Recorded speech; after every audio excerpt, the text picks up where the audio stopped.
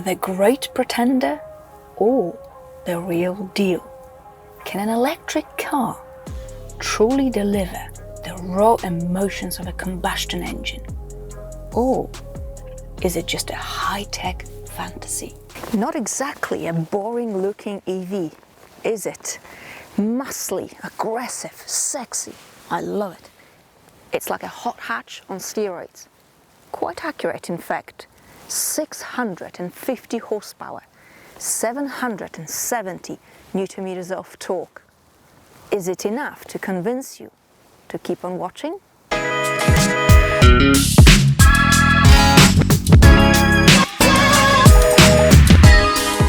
A bit frosty and slippery, but we will launch it. There's a little bit of a procedure to go through. I'm going to put you into N race mode, okay. N mode. Electronic stability control is in sport. Let's not risk it too much, okay. Launch control, road grip level, high. I think it's going to be the fastest. Okay. Foot on the brake, foot on the throttle, launch control ready. Come on, Hyundai, give me that boost. So the declared 0 to 100 is 3.4 seconds and I am 4.27. Dear, oh dear, well, my ego just got crushed. Considering the wet, slippery conditions and winter tires and my sometimes questionable skills, I deemed this result to be acceptable. So you have to wait 2 minutes before your your motor cools off to do this launch control procedure again. But let's just do this. Foot on the brake, foot on the throttle. I'm going to put the boost button. Gotcha. Oh, a little bit of tire slip. Nice. No, not nice. Even worse. 4.62. Jesus. I mean, a bit disappointed with my performance, but it's fine.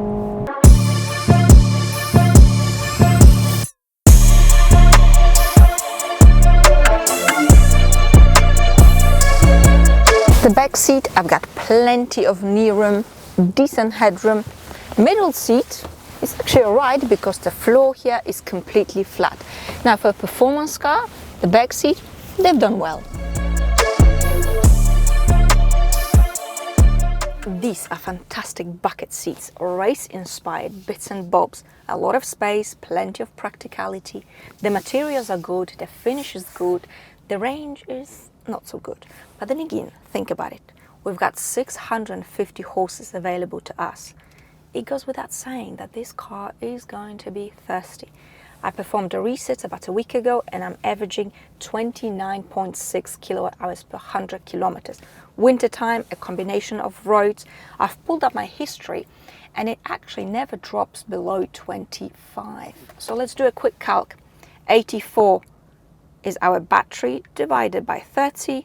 That's 280 kilometers, 170 miles.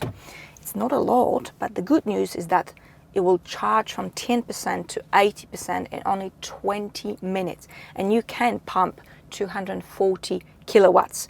But if you're taking this car on a track, you better make sure there's charging on site because it sucks energy like a dragon.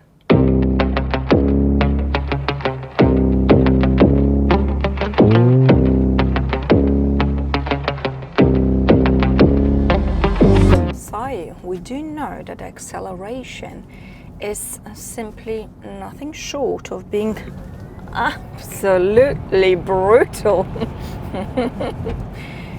But what about daily driving? Well, it is firmer than the regular IONIQ 5, so you will feel some potholes and imperfections simply because the suspension is stiffer and we've got larger tires. But overall, it is actually quite comfy and relaxing. What's not relaxing, however, are all the safety and assistance systems. Because as soon as you hop in, it's a bit like a symphony for your anxiety.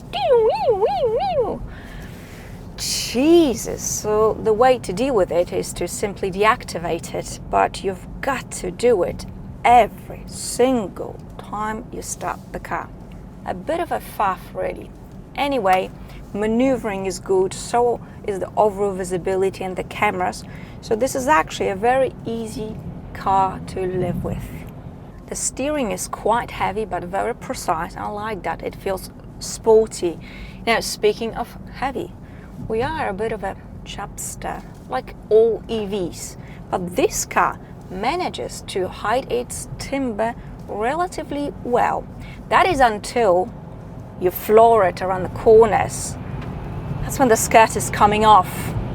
And you can feel how hard the tires have to work to hold the grip.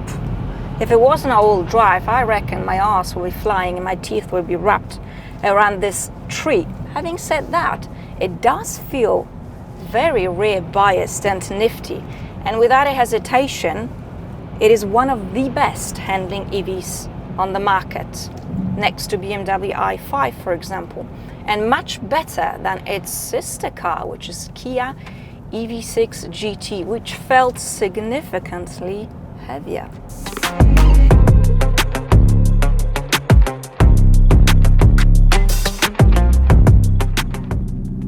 Now let's hear the engine.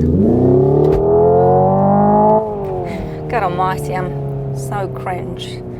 But then again, just think about it. Most car manufacturers do it with most of their performance combustion engine cars.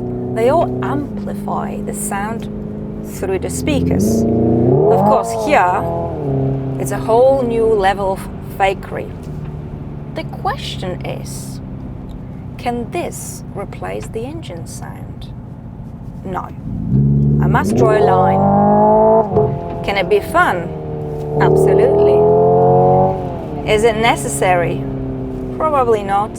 I'm going to press the NGB button now, which stands for Grin Boost. For 10 seconds, you get access to full power, 650 horses. Stuff the sound, just focus on speed. This is mental. And we also have fake gear shifts.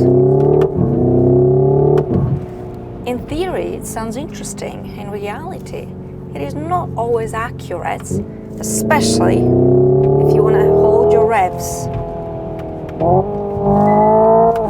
It even gives that poke in the back in an attempt to make you believe it's real. Of course it's not real because we've got no gears to change. The question is, does it engage or distract? Well, that depends. It can be fun, like a computer game or a simulator, or you could be losing your mind, getting this vertigo sensation. Who am I? Where am I? So it all depends on your mood. This is a fascinating piece of kit for £65,000. A bit of a show, still, it's got to be one of the best performing EVs. It is not a true sports car the way we know it. It's something completely different. It looks hot, sexy, and drives really well. Yes, I am a little bit disappointed Hyundai decided not to make a combustion version of this car. But I am glad to see that they understand there's no such thing as too much horsepower. I like this car. It's good fun. Thank you so much for watching. Bye! You see, for petrolheads, this car is a little bit like a girl with fake tits and plenty of silicone. She's gorgeous, and boy oh boy, you're gonna have a great time for one night or even a week. But after that, you probably want to go back to the real thing, and in fact, you will appreciate it even more.